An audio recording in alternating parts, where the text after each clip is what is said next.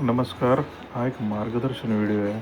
मुंबईहून व्हाया सोलापूर, तुळजापूर आणि अक्कलकोटला कसं जायचं त्या बाबतीत. तर मुंबईहून निघणार सोलापूरला, सोलापूरवरून मग तुळजापूर, मग अक्कलकोट, मग मुंबई. या व्हिडिओमध्ये आहे route information, travel cost, hotel cost आणि त्या संदर्भात इन्फॉर्मेशन. मुंबईहून तुम्ही डायरेक्ट अक्कलकोटलाही जाऊ शकता, पण मी व्हाया सोलापूर गेलो कारण मला तुळजापूर करायचं होतं. तर मुंबईहून सोलापूरला जाणाऱ्या खूप साऱ्या गाड्या आहेत, ज्याचं मिनिमम कॉस्ट स्लीपरचं ₹295 होतं आहे. तर मी रात्रीची सिद्धेश्वर एक्सप्रेस पकडून सकाळी पोहोचलो होतो सोलापूरला. हे सोलापूर स्टेशन.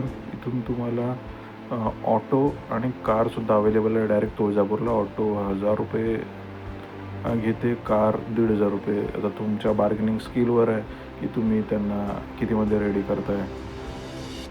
त्याच्यापुढे हा आहे सोलापूर रेल्वे स्टेशन टू तुळजापूरला जाण्याचा रूट. द मिनिमम 1 आवर एवढा वेळ लागतो.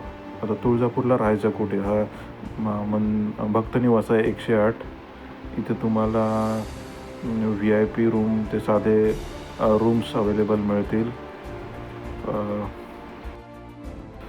तर हे भक्तिनिवास आहे. तुम्ही वेबसाईटवर ह्यांच्या जाऊन ऑनलाईन बुक करू शकता. इथे यांची वेबसाईटचं कॉन्टॅक्ट दिलेला आहे भक्तिनिवास, जिथे मी स्टे केला होता. यांच्याकडे उपहारगृहसुद्धा आहे. याच्यामध्ये खूप चांगलं जेवण मिळतं आणि खूप चांगलं ब्रेकफास्ट पण असतं. तर मी इथेच खाल्लं होतं. दर्शन पास. आता तुळजापूरला दर्शन पास ऑनलाईन आणि ऑफलाईन अवेलेबल आहे. मी ऑनलाईन काढलं होतं. ऑनलाईन पास बुकिंगसाठी ही वेबसाईट आहे. त्यांचं ॲपसुद्धा अवेलेबल आहे प्ले स्टोअरवर. श्री तुळजाभवानी ॲप हे ते ॲप आहे, जे तुम्ही प्ले स्टोअरवरून डाउनलोड करू शकता. त्याच्यामध्ये 2 कॅटेगरीज आहेत. एक देणगी दर्शन पास आणि स्पेशल देणगी दर्शन पास. एकाची कॉस्ट आहे ₹200, दुसऱ्याची कॉस्ट आहे ₹500. हे आपण 15 दिवसाआधीच बुक करू शकतो. हे ते स्लॉट्स अवेलेबल असतात, टाईम स्लॉट्स.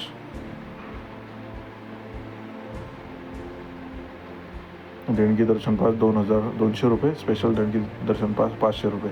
हा दरवाजा आहे छत्रपती शिवाजी महाराज राजद्वार. इथून ऑनलाईन पासवाल्यांसाठी एंट्री आहे. हे श्री तुळजाभवानी मंदिरच्या आतमधला परिसर आहे.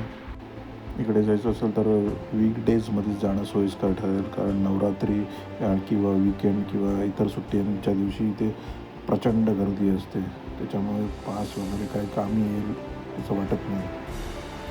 तुळजापूर ते अक्कलकोट जवळजवळ 1 तास 52 मिनटं लागतात तुळजापूरहून अक्कलकोटला जायला.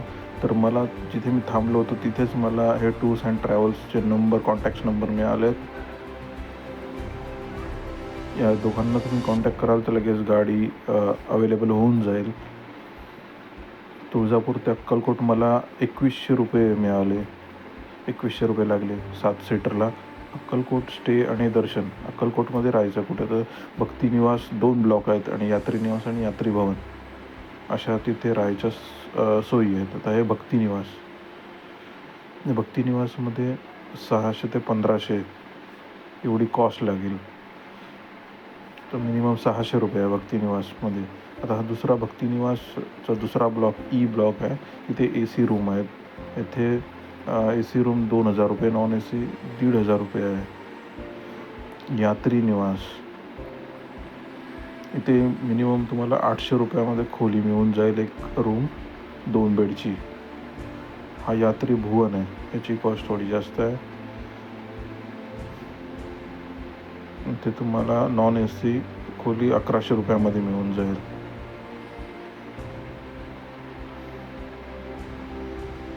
हे अक्कलकोट स्वामी समर्थ महाराजांचं मठ.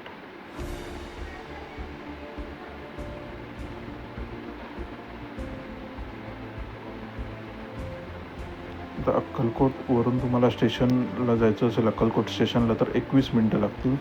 तिथे अक्कलकोट रेल्वे स्टेशनसुद्धा उपलब्ध आहे. बाय शेअर ऑटो पर पर्सन 40 रुपये होती आणि प्रायव्हेट ऑटो केलं तर 7 जणांसाठी 400 रुपये होतील. हे अक्कलकोट रेल्वे स्टेशन आहे. अक्कलकोट रेल्वे स्टेशनच्या बाहेर खायची एवढी काही चांगली व्यवस्था नाही आहे.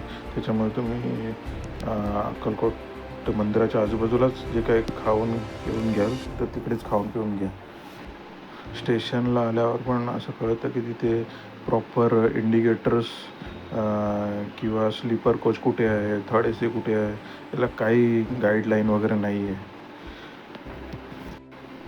या 2 ट्रेन आहेत ज्या मुंबईहून अक्कलकोटला येतात आणि कोटहून मुंबईला जातात. थँक्यू. व्यवस्थित प्लॅन करा आणि हा प्रवास तुमचा सुखकर होऊ दे हीच इच्छा.